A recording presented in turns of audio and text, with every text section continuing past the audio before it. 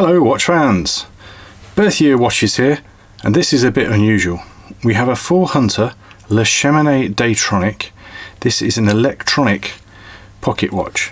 So inside this, behind this case back, there is a balance wheel, and you can actually hear it ticking away.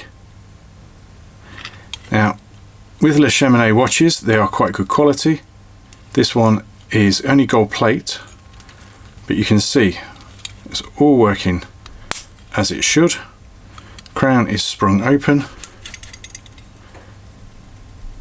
and you hear it ticking away. It's battery powered electronic, so it's a transistor switched movement. Quite loud. That's how they were. Great condition. The bow is absolutely perfect. The watch looks like it's hardly been used. This is the case back. This is the bit that would slide around in a drawer if it was left there, but it hasn't. A little bit smaller than a general men's watch, but this is circa 1970. This was about showcasing the technology inside rather than the movement itself, but the case is so good it's worth looking at.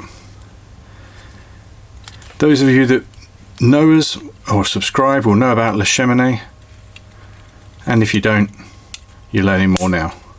Quite a good quality movement maker.